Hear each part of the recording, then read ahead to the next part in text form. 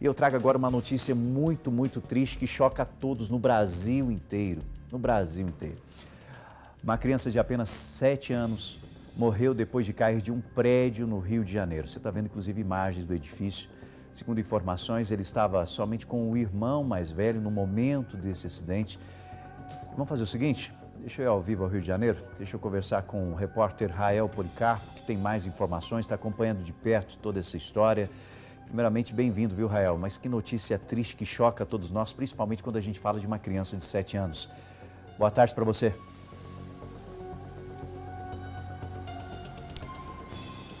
Pois é, Rafael, boa tarde para você também, boa tarde a todos que nos acompanham. Infelizmente, uma criança de 7 anos, como você disse, caiu ao tentar passar de uma janela de um quarto para outro. E aí, essa tragédia que a gente tem que noticiar. Nós estamos na frente do edifício que fica no Andaraí, zona norte da capital fluminense. O cinegrafista Gilson Nunes vai mostrar pra gente agora, Rafael, e pro pessoal que está em casa ter uma noção da altura que esse menino caiu, o Alan Luiz Silva Ramos Ventura, e também de como ele tentou passar de uma janela para outra. Ele saiu dessa janela que fica no segundo andar desse edifício, nessa janela que tem uma grade, né, um parapeito, e tentou passar para o quarto ao lado, que seria o quarto da avó. Mas ele não conseguiu, possivelmente, abrir as pernas e acabou caindo na direção desse meio aí entre as duas janelas, bem aqui na frente da entrada principal do prédio. Isso aconteceu por volta do meio-dia de ontem, né? Um horário em que muitas pessoas estavam em alguns restaurantes que tem aqui na rua, almoçando. Eles escutaram o barulho, correram para cá. Rapidamente os vizinhos chamaram socorro. Uma viatura da Polícia Militar que passava pelo local passou, não deixou os moradores mexerem no garoto porque ele ainda estava com vida.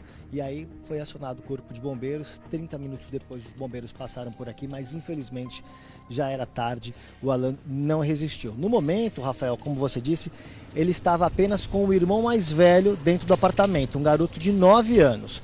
Ele tem mais um irmãozinho de 4 anos que estava com outros parentes que moram aqui no Morro do Andaraí.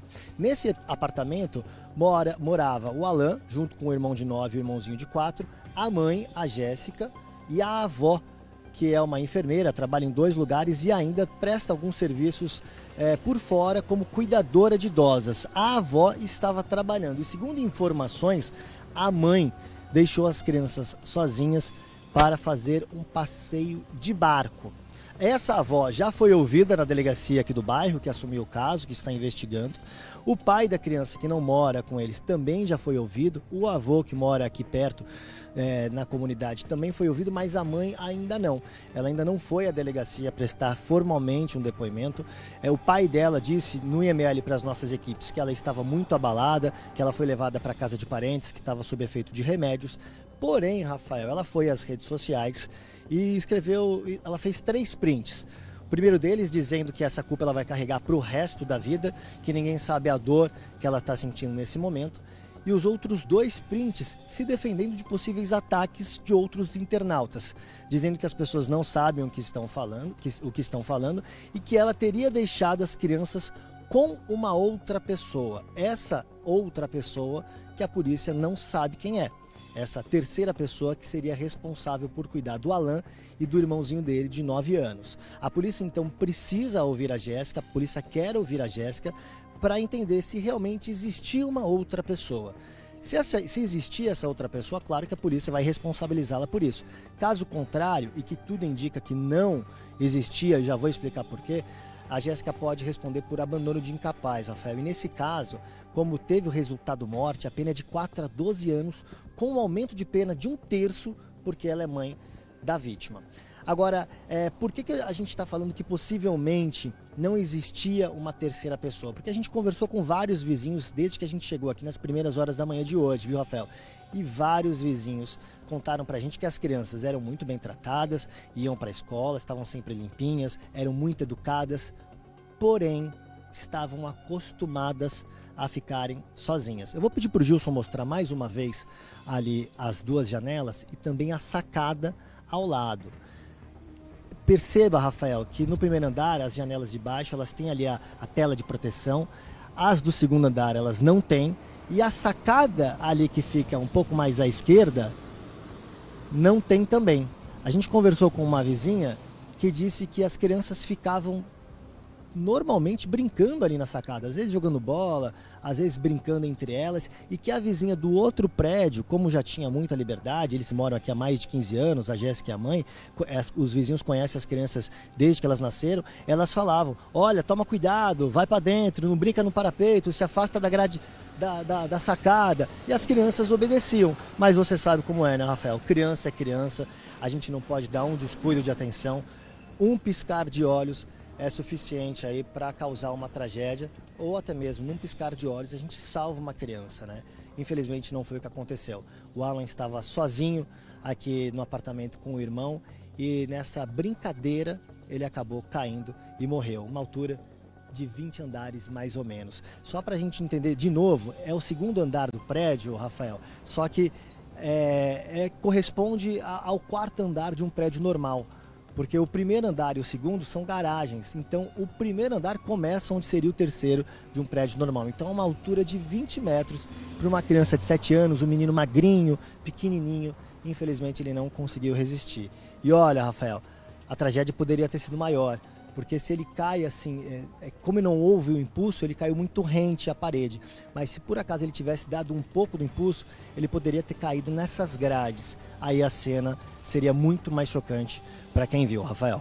E ainda é, né, Rael? Eu imagino os vizinhos, está todo mundo assustado com o que aconteceu. Ninguém imaginava, né, que infelizmente um acidente como esse iria acontecer. Rael Policarpo, direto do Rio de Janeiro, trazendo todas as informações. Obrigado ao Gilson também, trazendo as imagens, mostrando para os amigos do Balanço Geral esse edifício que virou cenário dessa situação assustadora mesmo. Eu imagino que esses vizinhos também, né, estão consternados em relação a tudo que aconteceu, né? Estão em estado de choque, né, Rael?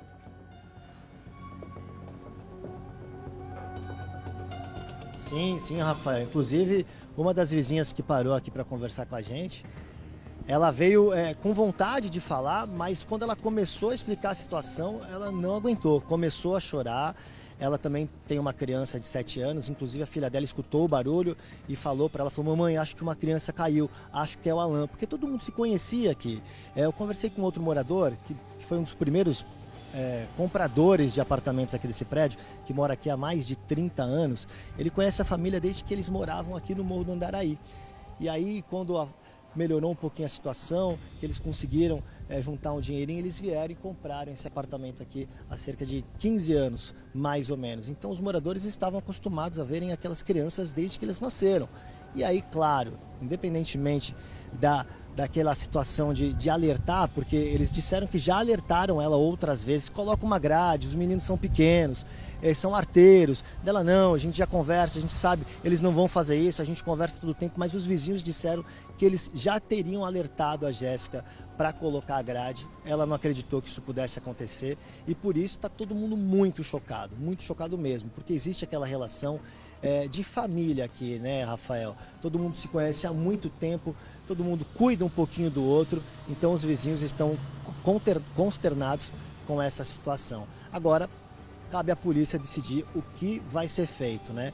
Repetindo, ela ainda não foi ouvida formalmente e esse depoimento deve acontecer ainda hoje, Rafael. Se a polícia entender que realmente houve o abandono de incapaz, a Jéssica pode ser presa em flagrante nesta segunda-feira. Exatamente. Rael, obrigado pelas informações ao vivo do Rio de Janeiro, trazendo todos os detalhes e, claro, a gente vai acompanhar tudo de perto na programação da TV Record, da TV Paranaíba.